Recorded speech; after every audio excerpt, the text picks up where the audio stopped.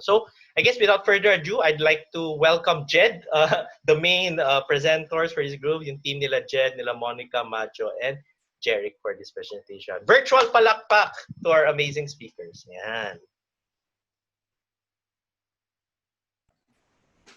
Cue ko na ba yun? Magsasalita na ako.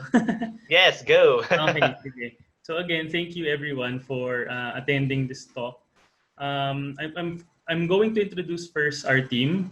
So I think this talk started because we wrote a policy brief for the Department of Economics of the Ateneo Center for Economic Research and Development, yung sa ASERD, and I'm with Majo, Monica, and Jerik when we wrote this policy brief.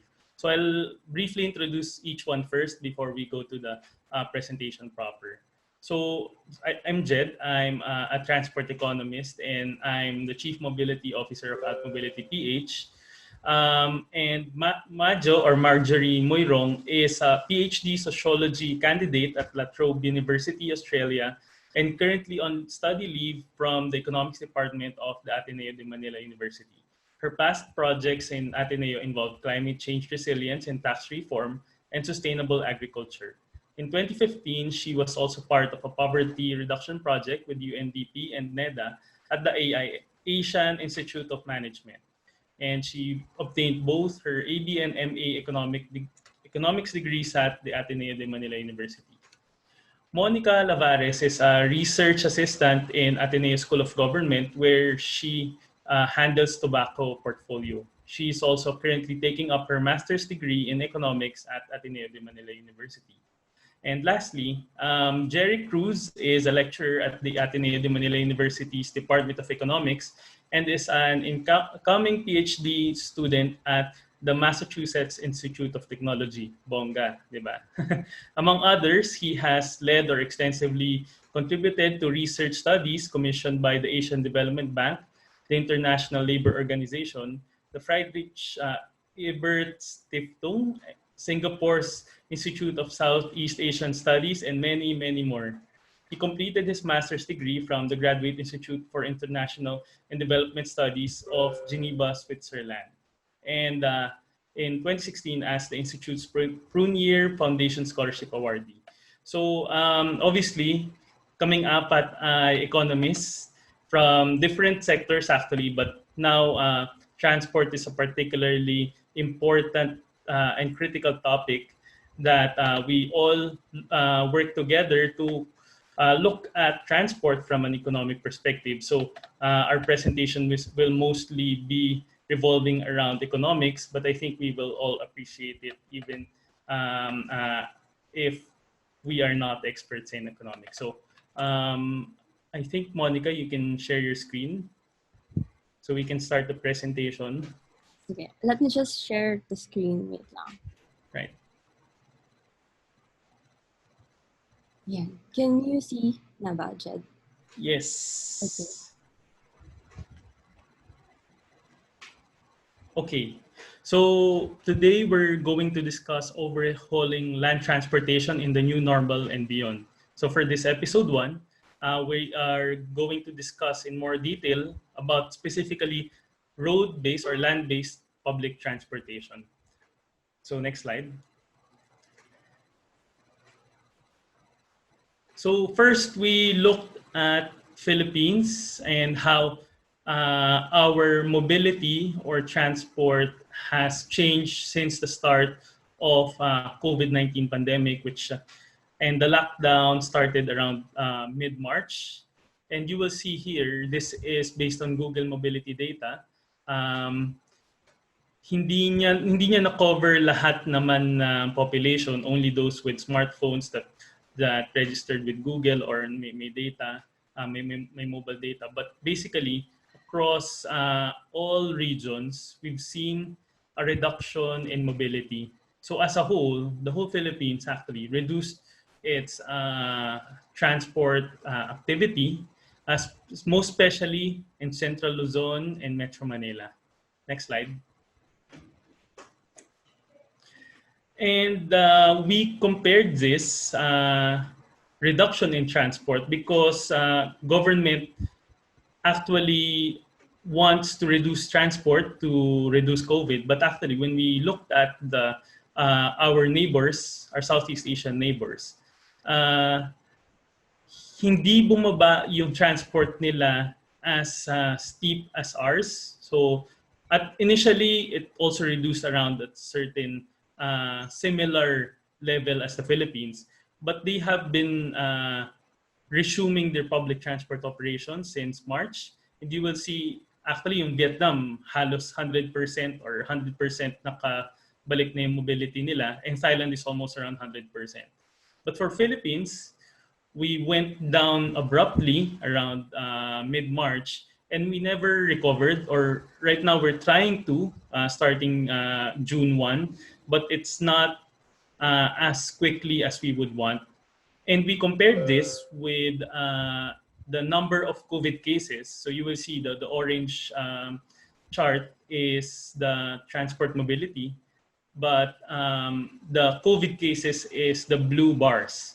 So actually, you will see that despite the reduction in mobility or resumption of mobility, the Philippines has not stopped the increase in COVID-19 cases, while in Thailand and Vietnam, they resumed most of their public transport operations already. But and yet they did not experience the same increase as the Philippine experience. You will see na medyo nag-plateau na sa kanila. So anyway, this was an interesting graph showing that there is not really a direct relationship between mobility and COVID cases. So next slide.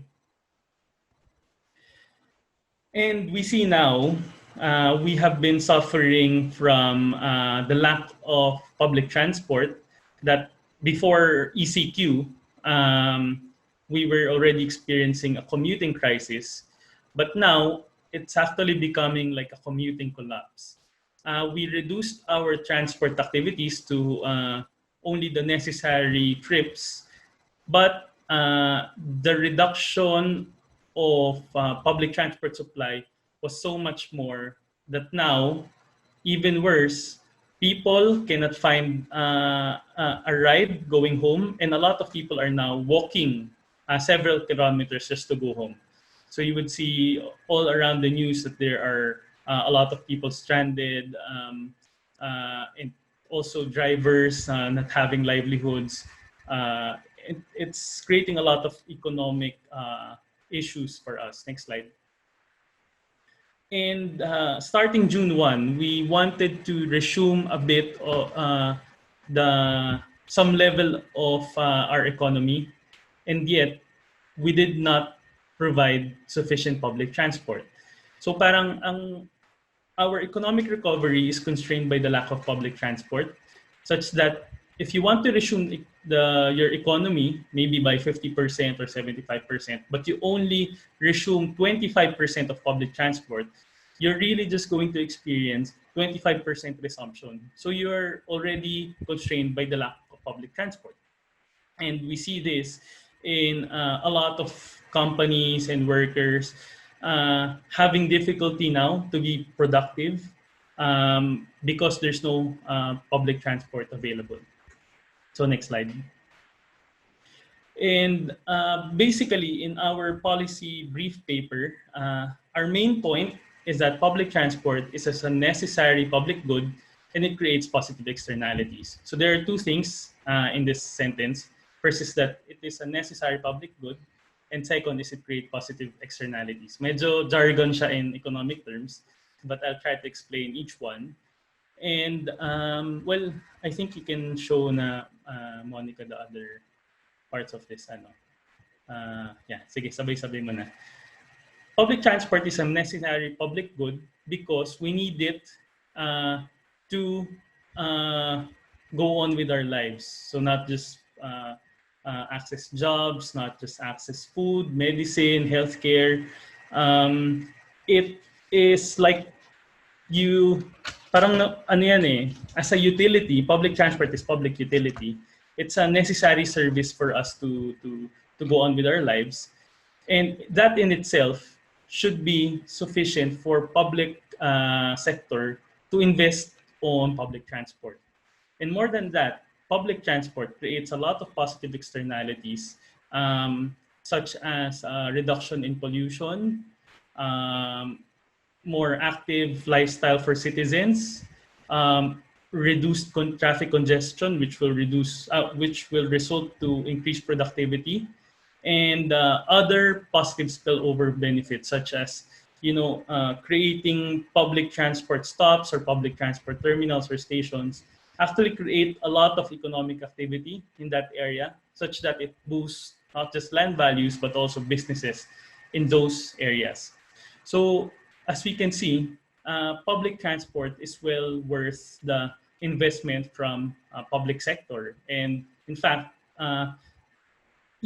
if you put actually may studies in the US that if you put $1 investment in public transport, you get around $4 to $5 back. That's how much they value public transport, and that we should invest on it. And yet, in the Philippines, what we experience is that public transport does not get a lot of investment directly from government, meaning most of our public transport operations and services, especially road-based public transport, is actually provided by private sector. So it's private sector led, private sector initiated, and therefore we see parang suboptimal provision of public transport services because I'll go to the next slide to explain it in more detail. Ay, wala pala dyan. Sige, I'll just explain that. If we just rely on private sector to provide the public good, but private sector's motivation is profit instead of public welfare, then we will not get the economically optimal outcome. Kasi iba yung motivation nila unlike government. Na gusto nila is profit. So that's why they keep on reducing their costs, their maintenance frequency, and they try to get as many passengers on board as much as possible. Unlike if government comes in and and provides the service or funds the service to ensure that we have good service quality, we follow the schedule, we have good vehicles, then we could have had a better public transport service, right? That's actually what they do in other countries. And that's why we're going to focus later on a specific model, which is the service contracting model that we will explain later. So next slide. So what is the public sector doing or the government doing right now for public transportation? So since the start of ECQ, we already we're seeing a lot of free shuttles, both from various agencies of government, especially the DOTR, from the OVP, and a lot of LGUs providing their own. But actually, even with this kind of service, we see that it's not enough. And parang if it's not enough, then we're not doing our jobs. Next slide. So these are also the plans of DOTR to resume some public transport services. And what we see here is that they want a phased resumption, meaning parang pakonti-konti nilang ibabalik. But in our perspective, you should actually provide more so that we can have sufficient public transport supply. Tapos bawasan na lang natin rather than having people suffering now and also mapipilitan pa sila magsiksikan, which will cause even more risk of spreading. Next. So ayan, yan yung mga yung free shuttle services. Yeah, you're right. It was mostly to cater to medical frontliners, but a lot of people still need to do trips, and they were not able to access these. So that was one shortcoming of the program. Next slide. And we also see that because of the lack of public transport, people have have been trying to find ways to adapt, and one of which is walking several kilometers. But also second, there's a boom in biking, so a lot of people are now buying bikes. Supplies are now being bought, and parang kulang actually ng bikes. Mahirap na makahanap ng bike ngayon. And a lot of LGUs are also doing their own things for like protected bike lanes, or just noticing that there are a lot of bikers right now, and we have to plan for their safety and for their well-being. Next slide. And ito, babalikan ko yung sinabi ko kanina na if we leave public transport, which is a public good, to private sector, and parang medyo free market na, well, not really free market in term, but more of you just allow them to provide and incur all the costs, and there's no support, then we will experience market and government failure. Normally, in a lot of commodities, hindi ka maka-experience ng market failure. Kasi, sorry, pag public good, you always experience market or government failure kasi hindi siya normally profitable on its own, or kailangan mo ng continuous upgrade also. But if you let private sector do this, then they will not have a lot of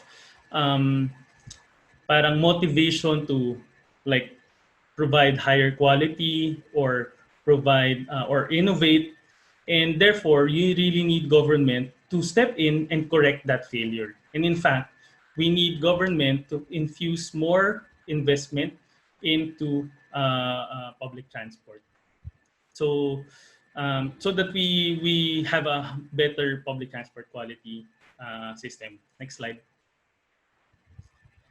And we have been seeing this even before COVID started. Actually, last year, we are already experiencing like 80-minute one-way travel on average. And as you can see, ito yung from JICA study na within 30 minutes, baka mas maliit na nga dyan sa red part. In 2014, ito daw dun sa red, dun sa map, yung na-access mo within 30 minutes. But now, parang mas maliit pa ngayon. Parang Makati to Makati, baka 30 minutes yan.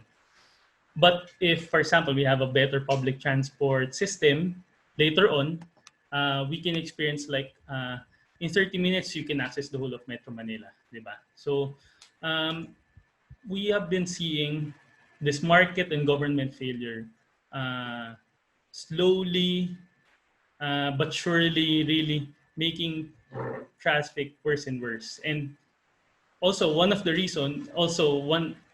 the other reasons is that we're very car centric, that we always just put our policies towards making it better for private vehicles rather than investing on better public transport services. Next slide. So now we will talk about overhauling our land transportation, and I'll transfer the floor to Monica, who will discuss these 5 solutions that we propose. Okay, so thank you, Jedd, for giving us an introduction about the public transportation and what is currently happening on the streets here in our country. So first, I will be presenting the possible measures to accelerate the improvements of our land transportation here in the country. So our first stop would be the route rationalization. So the route rationalization plan must be responsive to travel routes of commuters who are in need of essential travels. So this would be possible if there's an identified different places of residences or places in work in order to get the demand for public transport. Also, there have been several studies published, such as yung pinakita ni Jedd kanina about the JICA study, wherein they suggested to redesign the land transport system in the metro, and they also identified optimal routes as as well as the provision of the dedicated bicycle lanes. Lastly, PUV movements must also be prioritized. We would like our thoroughfares to be commuter friendly, wherein public transportations are optimally used, and we're a way of being a car-centric society. So here in May 23, LTFRB rationalized bus transit maps in Metro Manila. So as of now, from 96 routes, we only have 31 routes, which Jedd showed earlier, wherein operators and drivers are allowed to travel. So the next is the PUV lane and infrastructures. So once we have the optimal routes, or once the optimal routes are identified, we also need to ensure that there are enough PUV lane and infrastructures. And when we say that infrastructures, this means that there are allotted waiting sheds, accessibility for senior citizens, pregnant, and persons with disability.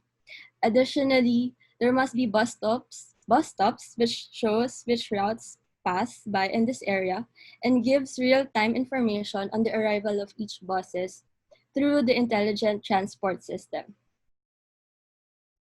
So for the collection fare system, our team also suggested to implement an automatic fare collection system such as the beep card.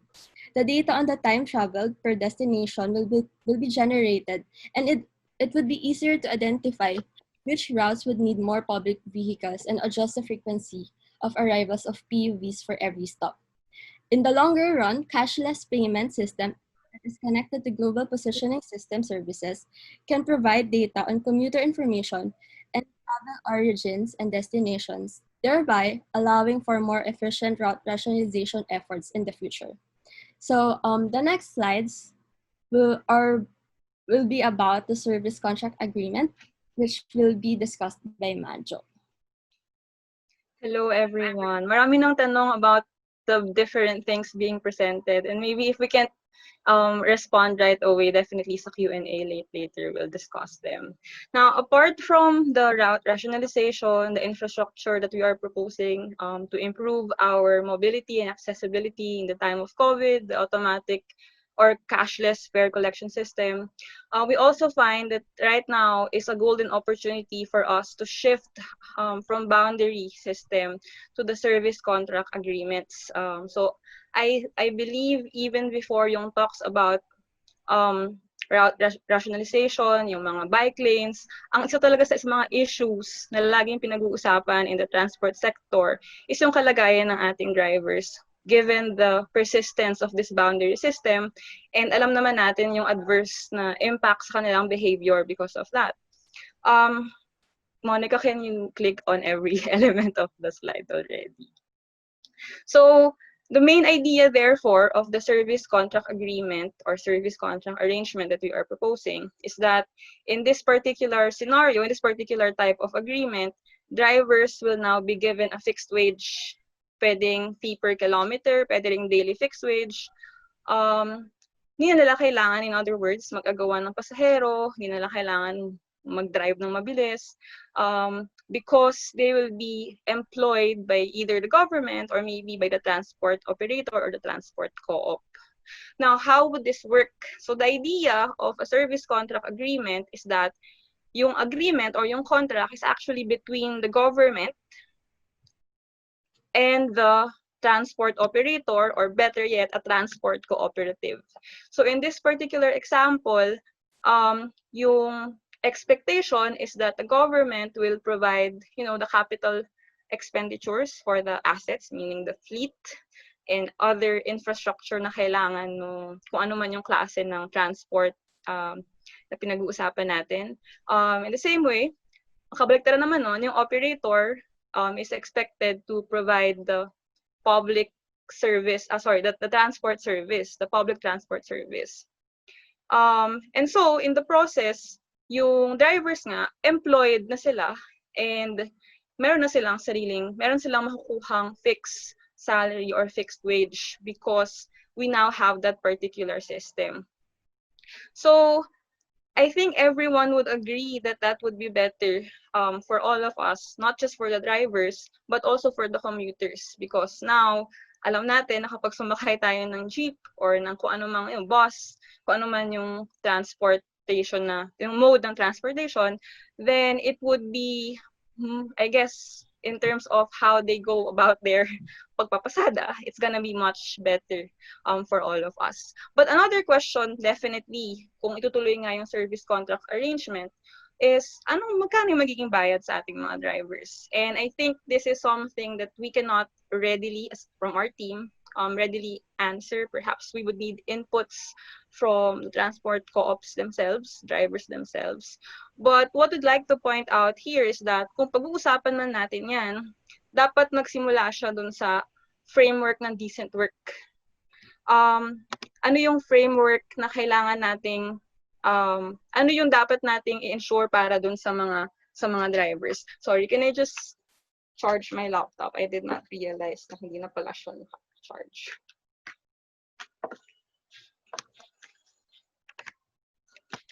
Sorry, intermission lang.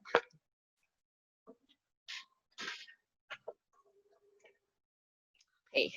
So as I was saying, the framework should be the framework of decent work. And in that case, kaagabay nun, hindi lang yung decent work setup, meaning, di ba, better sana yung kanilang working hours, better yung type of vehicle na dinadrive nila, but at the same time, obviously, a decent pay as well. Again, kung magkano mismo, there would be a lot of discussions on that, kung ano talaga yung cost ng ating drivers, cost ng gasoline, maintenance, etc. But definitely, perhaps, it should go beyond what they are currently earning right now. So according to our calculations, as of now, meron tayong 1,500, this is an estimate from 2018, okay? Around 1,500 drivers across the Philippines. And they're very hardworking because they actually drive more than 8 hours a day. But then, ito lang yung kanilang average daily basic pay. Quite close to the minimum wage. If you notice yung orange na bars, na boxes. In fact, in NCR and in Luzon, mas mataas pa nga yung average daily basic pay nila. This is average, okay, compared to the minimum wage. But then, we also have to ask, yung mga drivers po ba natin ay sole breadwinners in their households?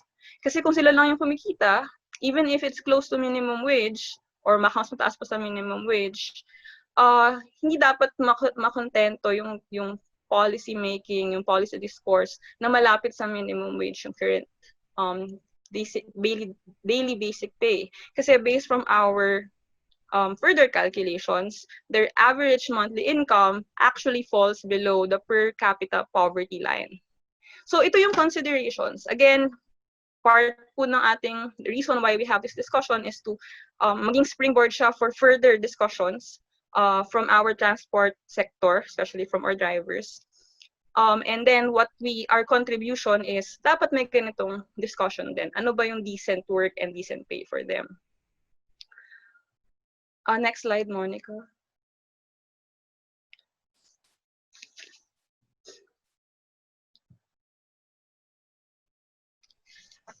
The other good thing about the service contract agreements is that it seems like by asking government to go about this particular type of system, meron siyang potential for a multi-sectoral type of negotiation. So, dahil, this is a chance for the transport sector, specifically for the DOTR, LTFRB, to involve yung transport cooperatives, yung drivers natin, yung commuters natin, as well as private companies who benefit from, di ba, from the use of public vehicles kasi ginagamit yun ng employees nila. And so, there are this is really good because as of now, a lot of the comments from people on the ground is that mukhang laging hindi nasasama sa consultation yung ating co-ops, yung ating commuters.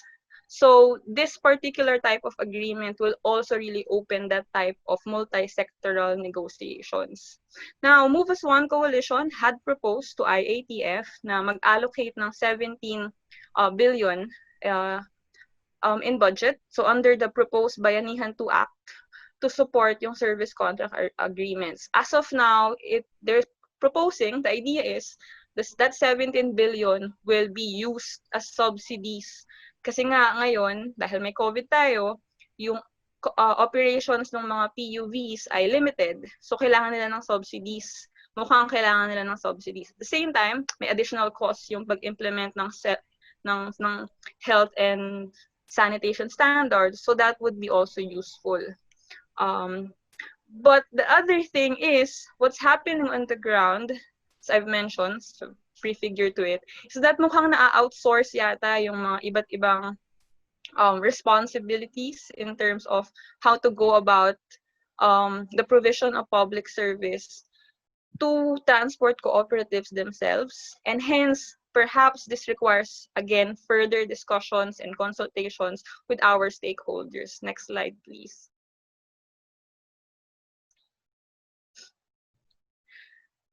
So I guess at this point, yung tanong ng ating mga participants is whether this particular service contract arrangement is possible in the Philippines.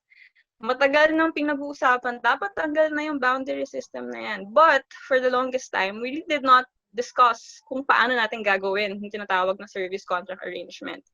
And the good news is, there's actually at least 2 examples that have been quite successful. But if you think about it, yung sa OVP tsaka yung sa DOTR na shuttle services could also be considered to be service contract arrangements. Okay? But if the question is, paano naman yung mga hindi magagandang buses? Paano naman yung existing fleets of PUVs natin, yung mga multi-cabs natin, yung mga jeepney natin? Pwede rin ba sila sa service contract arrangement? And that is what these 2 examples are showing to us. So first example is from Pavia, Iloilo with the group Pitransco. And it was actually implemented for just a week, according to Ate Monica of Pitransco, Ate Monica Atcha. Sabi niya, it was actually an initiative of the mayor to contract the jeepneys during the first week of GCQ. Kasi anong nangyari, if you remember, may pwede na mag-reopen na yung economy, pero daw hindi pwede pa rin pumasada yung mga jeepney, yung mga traditional jeepney. Kailangan modern jeepney sila. So during that week, biglang in Iloilo, nagkaroon sila ng problem, workers are stranded, they're required to go to work, but there's no available PUB for them. So the mayor thought na mag-contract na lang ng at least 10 jeepney every day, jeepney units. And in return, in that contract arrangement for that particular week, nagbigay ng gasoline coupons, yung LGU, as well as a daily wage of 1,200. So parang ang expectation, 6 a.m. to 7 p.m. yung pasada. Tapos, hati na lang yung, kung hindi pareho yung operator dun sa driver, hati sila, tig 600 sila. At the same time, the LGU implemented the disinfection of the units. At the same time, on the other hand, yung driver or yung operator, they were required to implement yung physical distancing, installation of plastic barriers, as well as yung provision ng alcohol, no masks, no ride policy, those types of things. So kahit 1 week lang siya, medyo naging successful naman daw siya. It was actually something that the drivers appreciated kasi ang kailangan nila 10 lang per day. So actually parang ang nangyari yung mga drivers, isang beses lang talaga nakapasada that week. So it's very limited in a way. But the thing is, meron sila ngayong ongoing contract with Robinson's Mall daw in their area. Pero again, konti lang yon. 4 lang yung kailangan ng Robinsons every day. Hindi pa natuloy kasi hindi pa sila pwede makamove around, but sabi naman nila, mukhang go pa rin yung Robinsons. So, there's that possibility talaga na yung mismong mga na pwede siyang gawin ng paunti-unti. Okay. Now, a bigger example comes from the Now Cebu involving 2 transport co-ops. And this time, it's big because this is an initiative of a Japanese manufacturer, Mitsumi. They manufacture cameras, if I'm remembering correctly, and they wanted to provide dedicated shuttle service to their 26,000 employees. Kung ganyang karami yung employees mo, I guess they realized they can't like acquire a big number of shuttles right away. So naisip nila, best to already take advantage of the existing multi-cab operators and drivers in their area, in their city. So they contracted itong dalawang transport co-ops na to. And currently, what they have is that Mitsumi pays the drivers 200 to 350 per trip, depending on the distance. Tapos, bilang I guess they're Japanese and they're very strict about a lot of things, they themselves are the ones implementing the health and safety measures. Sila yung nag-install ng plastic barriers sa mga multi-cabs nito. Ngayon nga daw, sabi ni Ate Angie, nag-install din sila ng barcodes dun sa mga plastic barriers na pwedeng i-take note ng mga passengers for better contact tracing. The thing about this Japanese manufacturer, and a lot of Japanese companies in the Philippines actually, the Japanese exporters, they really want to ensure na hindi mag-stop yung kanilang production. And so, apparently, from the very first time na magkaroon tayo ng lockdown, nagsimula na agad yung service contracting nila, because if production is stopped, then that would translate to big losses. At the same time, they want dedicated shuttle service because they want to ensure that they want to prevent infection and the potential shutdown of their operations. So may ganung initiative because of the costs, because the Japanese manufacturers understand the costs of COVID to their business. Now, for the side of the drivers, you can see here na actually mataas yung kanilang kita. The drivers are obviously they will shoulder their own gas. But then they can have 3 to 6 a.m. trips in the morning and another, according to Ate Angie, another 3 to 6 trips in the afternoon kung masipag sila or kung marami yung demand from employees. So it seems like this is something that has been sustainable since March and continuing pa rin siya. And in fact, Mitsumi itself is the one negotiating with the local government unit na sana magtuloy-tuloy. Kasi mukhang hindi pa naman mawawala yung COVID anytime soon. So kailangan nilang i-ensure na tuloy-tuloy yung dedicated shuttle service. So this type of service contracting is actually the situation wherein the initiative comes from the private a private company. So again, the point is, posible ba yung service contract arrangement? Posible. Posible ba yung service contract arrangement with our traditional jeepneys? Posible din. And so let me give you an example. Next slide, Monica. From Ate Angie, pictures of how it looks like. Ayan. So, in the first part, you'd see na yung mga Mitsumi employees in full PPE attire doing the disinfection.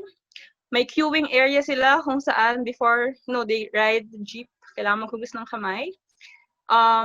Tapos yung mga jeep pala, by the way, hindi sila pwedeng bumiyahe in between the AM trips and the afternoon trips. Dedicated nga sila only for Mitsumi.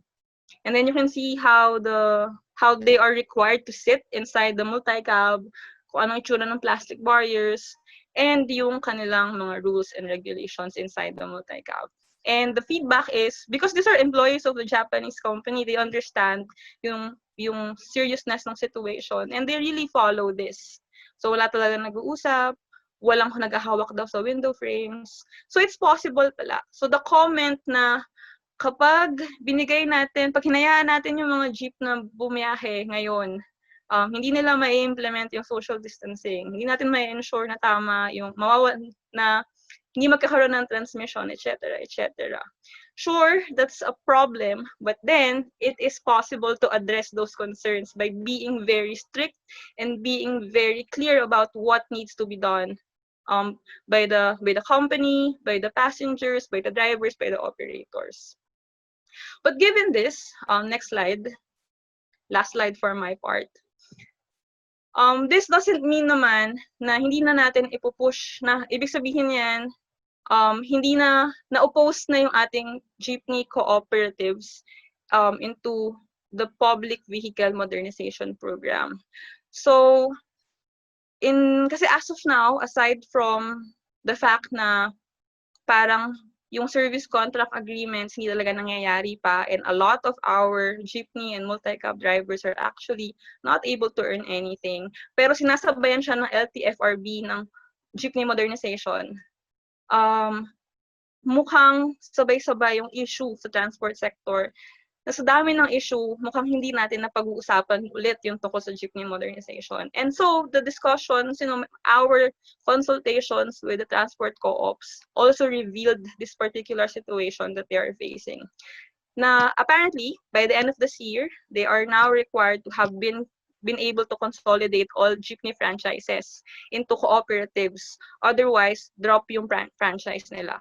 When I say franchise, diba bawat unit may franchise yon with LTFRB. Pag di sila nakapag-consolidate, meaning kapag hindi sila naging part ng isang co-op, yung franchise nila, even if hanggang next year pa yon, will be dropped. Because that is now the first step towards jeepney modernization. So, the point is, we actually willing naman yung ating public transport sector or co-ops or drivers to do modernization. Sino ba naman yung jeepney driver yung hindi gusto magkaroon ng mas maayos na jeep, di ba? But at the same time, what they're asking for is a just transition. Kasi, like what I was saying, karamihan sa kanila, walang kita. In fact, isang example lang nga yung meron tayong ngayon na successful the service contract arrangement in one place in Cebu. The rest, we don't know. We know what's happening, but we know what's happening. At the same time, may ganito pang demand from them to be able to modernize. So they need to be able to, they need support kung paano nila gagawin yung transition na to, while at the same time facing the fact na hanggang ngayon hindi sila makabiyahe ng maayos. In fact, hindi sila makabiyahe pala.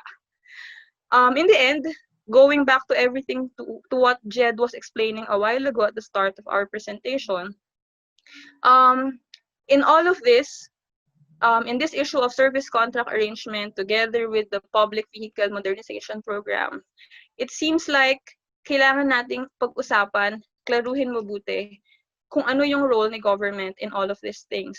Now, as a public, if public transport is considered to be a public good, and we understand why it is something that why there are so many positive gains from having an efficient public transport, then it is also correct to say that government is expected to inject funds to that sector. Ngayon, yung ating mga transport co-ops, nasabi nila, sige, willing kami mag-jeepney modernization. Pero sana bigyan nyo kami ng gasoline subsidies pag once nandyan na siya. But at the same time, maybe there's a better way to go about things. Kasi ito nga, may service contracting tayo, and it's possible to actually plan service contracting alongside route rationalization, alongside infrastructure development, wherein it is just for the drivers. At the same time, it's able to provide an efficient level of public transport for commuters. That's my part. So I guess the next part, going back to Monica, is how do we go about funding? Yes, thank you, Majo. So now that you've heard everything about our suggested measures on how we could improve our transportation system, maybe you're now asking, where do we get the fund for this? So, Move as One Coalition has a proposal called Bayanihan Proposal for Urban Mobility Infrastructure. So, given the risk brought about by COVID and the limited transportation, the coalition wanted the government to focus on providing sustainable road and active transport by being more inclusive, low cost and economically viable systems. So when we say active transport, ito yung walking and non-motorized transports. So we wanted to improve our transportation system. Hence, there is a need to have investments to further enhance the expansion of public transport capacity. This also includes bicycle lane development, sidewalk improvement, wider public spaces, and among other things. So, isa dun sa ito yung mga projects na proposed ng Bayanihan, ng Move as One Coalition. So, more on bus and PUV priority lanes, bus and PUV depots, intermodal terminals, and bus stop development. Yeah. So, next would be the re-evaluation of the BBB projects. We think that there's a need for the government to modify the pipeline of the BBB projects. So in the revised list of the project last Feb 2020, there were only 4 bus transport projects and 1 non-motorized road transport. And also, 2 BRT projects were dropped from the list. So basically, ang laman ng BBB projects is more of on railways, airports, mega bridges, and some tourism-related projects. But if COVID-19 persists in the long term, viability problems previously raised of these mega projects will also materialize. So yeah, there's a need for the government to double check the projects na ginagawa nila ngayon. Kasi for example, if for airports, as of now, wala pa talagang, ang alam ko, wala pa talagang allowed na pumasok sa country. So if we're pushing for these kinds of infrastructures, matitenga lang sila and most probably hindi na sila viable once na naging okay na tayo or naka-recover na tayo from COVID-19. Okay. So what are the alternative sources of revenue for public and active transport improvement? So we have these 5 suggestions. The first 2 is the parking levy in official car parks and congestion pricing schemes. So these two are mechanisms which will discourage people who are using cars to take more of the public transportation instead of taking their cars and going outside. This could be used also especially for central business districts such as BGC, Makati, or Ortigas. Additional source of revenue is the excise taxes for automobiles, land value capture schemes, and increased enforcement and penalties on air pollution, smoke belching vehicles, as well as on catching those who are not following the bus lanes or the bike lanes. Yeah.